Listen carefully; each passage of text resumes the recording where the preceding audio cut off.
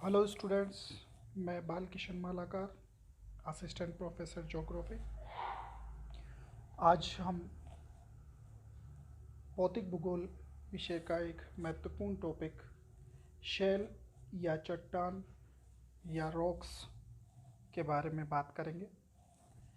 हमारे स्थलमंडल का सबसे महत्वपूर्ण भाग भूपर्पटी का ऊपरी भाग है, यानी पृथ्वी के सतह से 16 किलोमीटर तक की गहराई तक भूपर्पटी का 95% भाग शैलों से या चट्टानों से बना हुआ है। शैल का निर्माण विभिन्न प्रकार के खनिजों से होता है। एक समांगी यानी समान अंग धारित करने वाला ठोस अजैव पदार्थ जिसकी सुव्यवस्थित आणविक संरचना हो और एक निश्चित रासायनिक संगठन हो, वो शैल खनिज कहलाता है। यानी हम ये कह सकते हैं कि एक ऐसा ठोस अजैव पदार्थ जिसकी निश्चित रासायनिक संरचना और आणविक संरचना होती है, वो खनिज कहलाता है। और सभी खनिजों का मूल स्रोत हमारी पृथ्वी के भूगर्भ का उष्ण गर्म मेघमाह है। ठोस अवस्था में पाए जाने वाले विभिन्न खनिजों से चट्टानों का निर्माण होता है। यानी हम ये कह सकते हैं कि ये जो चट्टानें होती है या वे समस्त पदार्थ जिनसे भूपर्पटी का निर्माण हुआ है, चाहे वे ग्रेनाइट की भांति कठोर हो या चीका, रोड़ी या मिट्टी की भांति नरम या मुलायम हो, शैल कहलाते हैं। पेट्रोलॉजी या पेट्रोशास्त्र शैलों का विज्ञान है। यानी शैलों का अध्ययन जिस विषय में किया जाता है वो पेट्रोशास्त्र या पेट्रोलॉजी कहलाता है। और इसके अंतर्गत हम विभिन्न खनिजों की संरचना, बनावट, गठन, उनके प्राप्ति स्रोत, प्राप्ति स्थान, उनमें होने वाले परिवर्तन और दूसरी शैलों के साथ उनके संबंधों का अध्ययन इसमें करते हैं। अब बात करते हैं शैलों के वर्गीकरण की या शैलों के प्रकार की। तो हमारी इस पृथ्वी की सतह पर विस्तृत समस्त शैलों को भौतिक या रासायनिक गुणों, स्थिति में अंतर और उत्पत्ति के आधार पर 3 भागों में बांटते हैं। पहला आग्नेय या प्राथमिक या मूल शैल, जिसे इग्नियस रॉक भी कहते हैं। दूसरा अवसादी या तलछटी या सेडिमेंट्री रॉक्स। और तीसरा रूपांतरित या कायांतरित या मेटामॉर्फिक रॉक्स। ये 3 प्रकार शैलों के होते हैं, पाए जाते हैं। सबसे पहले बात करते हैं आग्नेय शैल की, जिसे हम इग्नियस रॉक्स भी कहते हैं।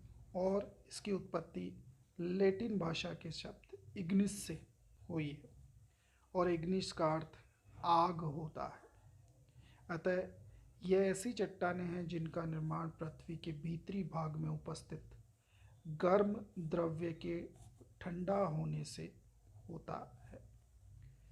इन सभी चट्टानों का मूल पदार्थ गर्म, तरल, चिपचिपा मैग्मा है। भूगर्भ से बाहर आने वाला मैग्मा भूसतह के ऊपर या नीचे ठंडा होकर आग्नेय शैल का रूप ले लेता है, जैसे ग्रेनाइट, बेसाल्ट आदि। इन्हें प्राथमिक या मूल चट्टान भी कहते हैं, क्योंकि पृथ्वी पर उपस्थित स्थलमंडल के अन्य अवयव यथा दूसरी चट्टानें, बालू, मिट्टी आदि का निर्माण प्रत्यक्ष या अप्रत्यक्ष रूप से इन्हीं चट्टानों से होता है। भूपर्पटी यानी क्रस्ट का 90% भाग आग्नेय चट्टानों से निर्मित है। फिर बात करते हैं दूसरे प्रकार की, जिसे हम तलछटी या परतदार या अवसादी या सेडिमेंट्री रॉक भी कहते हैं। ये अंग्रेजी भाषा के सेडिमेंट्री शब्द लैटिन भाषा के सेडिमेंटम शब्द से लिया गया है और इसका अर्थ होता है नीचे बैठ जाना।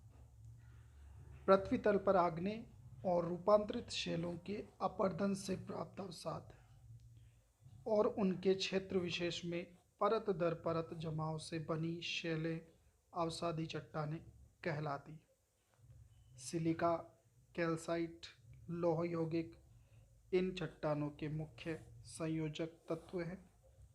अवसादी चट्टानें भूपर्पटी के पूरे आयतन का केवल 5% भाग ही निर्मित करती, जबकि 95% भाग में आग्नेय और रूपांतरित चट्टानें पाई जाती। परंतु ये पृथ्वी के स्थल मंडल के 75% भाग को घेरे हुए हैं। यानी पृथ्वी का जो ऊपरी सतह है स्थल मंडल, उस पर 75% भाग पर ये फैली हुई है। ये चट्टानें आग्नेय चट्टानों की तुलना में बहुत कम है, परंतु पृथ्वी के तल पर विस्तृत रूप से फैली हुई मिलती है। फिर बात करते हैं हम कायांतरित या रूपांतरित चट्टानों की, जिसे हम मेटामॉर्फिक रॉक्स भी कहते हैं। ये मेटामॉर्फिक शब्द लैटिन भाषा के मेटामॉर्फस शब्द से आया है, जिसका अर्थ होता है रूप परिवर्तित। यानी इस वर्ग में वे शैल आती है जो अपने वास्तविक रूप से परिवर्तित हो चुकी है।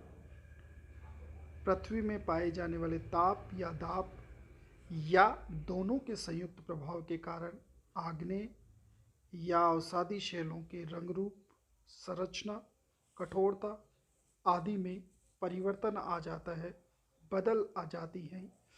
इस परिवर्तन के कारण जो चट्टानें निर्मित होती हैं उन्हें हम रूपांतरित शैल कहते हैं। कभी कभी जो रूपांतरित चट्टानें हैं उनका भी रूपांतरण हो जाता है, जिसे हम पुनः रूपांतरण या अति रूपांतरण कहते हैं। ये रूपांतरण दो रूप में होता है, एक तो भौतिक रूपांतरण और दूसरा द्वितीय रासायनिक रूपांतरण। इस तरह से हम देखते हैं कि इस पृथ्वी पर 3 प्रकार की चट्टानें हमें मिल रही हैं: आग्नेय चट्टानें, अवसादी चट्टानें और कायांतरित या रूपांतरित चट्टानें। आगे के टॉपिक के बारे में हम अगले वीडियो में चर्चा करते हैं। धन्यवाद।